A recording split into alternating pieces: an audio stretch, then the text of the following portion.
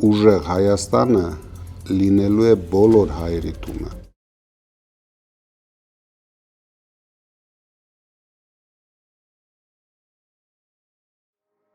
Պարոն Կարապետյան, բարև ձեզ։ Բարև Ալեք ջան։ Ինչպե՞ս եք։ Շատ լավ, դու ինչպե՞ս ես։ Միշտ ուժեղ։ Պարոն Կարապետյան, մեր ուժեղ Հայաստան դաշինքը արդեն 2 օր է գտնվում է Սյունիքում եւ մեր թիմակիցները ինձ ասում են, որ մեր հայրենակիցները, մեր սյունեցիները շատ անհանգստացած եւ շատ մտահոգ են։ Ինչ կասեք սյունեցիներին։ Սյունեցիներին կասեմ, որ շատ մտահոգ չլինեն, չվախենան, շատ քիչ ժամանակ է մնում եւ այն վտանգները, որ այս իշխանությունը համառորեն բերում է սյունիքցիների համար, դրան վերջ ենք տալու մեկ ամսից հետո։ Ինձ մտահոգեց,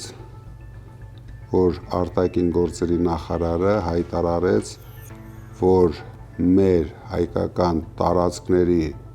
ինչ-որ մասը ադրբեջանական է։ Դա նշանակում է զիջողական քաղաքականությունը շարունակվում է, միակողմանի զիջումներ են անելու, այս մարդիկ չեն հանգստացել, չնայած որ նրանք բացարձակ սուտասաներ են, կերակրում են մարդկանց ստերով,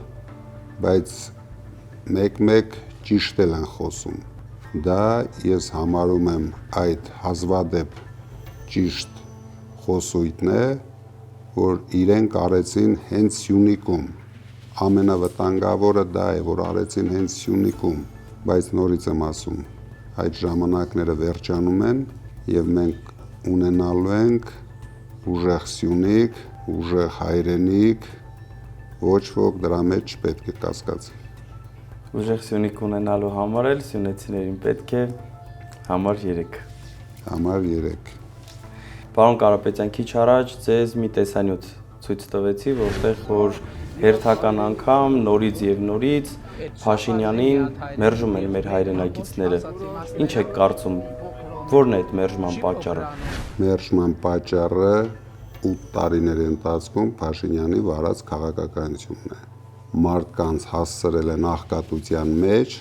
հանձնել են մեր տարածքները եւ ոչինչ չեն արել մարդկանց կյանքը բարելավելու համար։ Իսկ այդ մարդիկ, ովքեր առանց վախենալու մերժում են,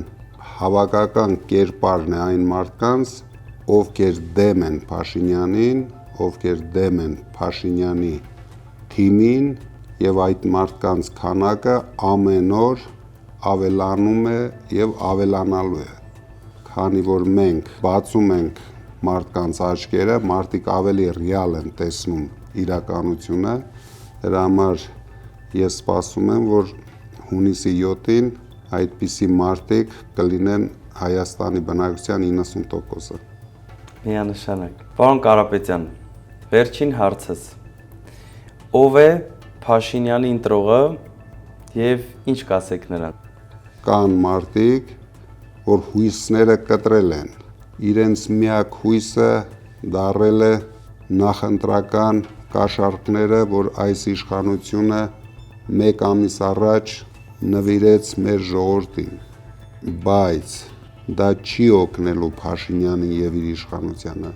Շատ շուտով մենք լուրջ փոփոխություններ ենք բերելու։ Մենք դառնալու ենք բոլոր հայերի, թե Հայաստանի, թե հույսները կտրած հայերի, թե հույսով հայերի, բոլոր հայերի համար հայրենասեր, հայ արժեքները դավանող իշխանություն եւ ուժեղ Հայաստանը լինելու է բոլոր հայերի տունը։ Միանշանակ։ Շնորհակալ եմ, պարոն Կարապետյան, ձեզ լավ օր։